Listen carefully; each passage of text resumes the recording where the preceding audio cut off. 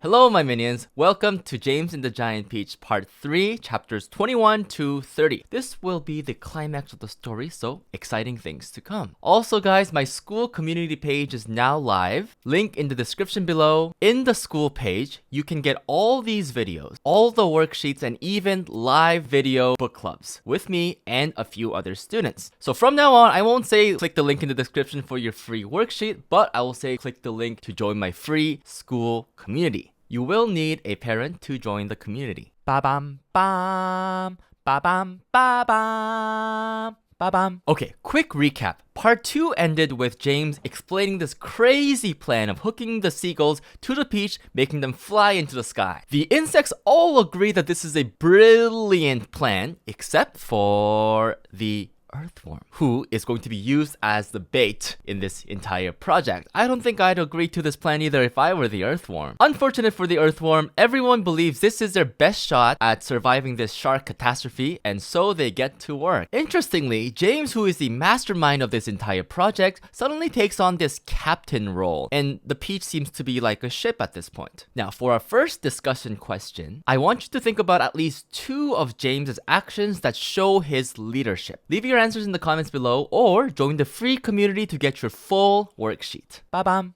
Next, the plan is taken into action. This actually may be my favorite part of the book. It's just so ridiculous and funny. The first seagull finally comes along and everyone is nervous. Why? This is the moment of truth that will determine whether or not James's plan will actually work. Question 2. James's obvious role is to get the rope around the seagull to make them fly. But he actually has another very important role. In fact, this actually may be more important. What is this other role that he takes on? Hint, it is how the earthworm doesn't get eaten. Ba-bam. Talk about success. After the 502nd seagull, they are off to the skies. Every time I read this part of the story, I am so jealous. Could you imagine how much fun this would be? Not only are you on top of a giant fruit, but you are flying on it with 502 seagulls pulling it. Sometimes I feel like I'm in a dream and I am James in this story. Alright, although they are off safe from the sharks, there's still a giant elephant in the room. Someone's gonna have to check if the bottom of the peach is okay, considering many sharks were nibbling on it. Miss Spider volunteers, confident that she won't fall. Well, she is a spider. Magically, however, she finds that the peach is untouched. It is perfectly fine.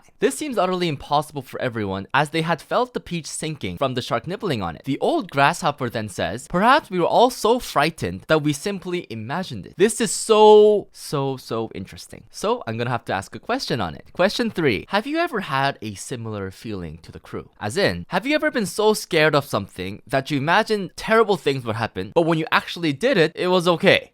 Think of the first day of school, the first time on a roller coaster, the first time you decided to make a friend and talk to someone that you didn't know, or maybe even taking a hard test. Tell me an experience like that you've had before. Ba-bam. Away from the sharks, up and up and up they go, and they now reach the clouds. But something interesting captures their eyes. Cloudmen. They're probably responsible for creating anything that falls out of the sky, including rainbows. And at this particular moment when they first see them, they are making hail, which are these ice cubes that fall from the sky. James and the crew are terrified as to what kind of encounter they will have with these cloudmen. Are they friendly or scary? They have no idea. However, the centipede, like always, has a very different response. And what the centipede does is related to our 4th and final question for part 3. What makes the cloudmen attack the crew? Ba-bam. That is it for part 3 of James and the Giant Peach Book Club, guys. Thank you so much for watching. Leave your answers in the comments below or click in the link in the description below to join the free school page. You can have access to literally everything that I make. I will see you next week for the 4th and final part of James and the Giant Peach. So finish the book and come back for next week's video. Bye bye.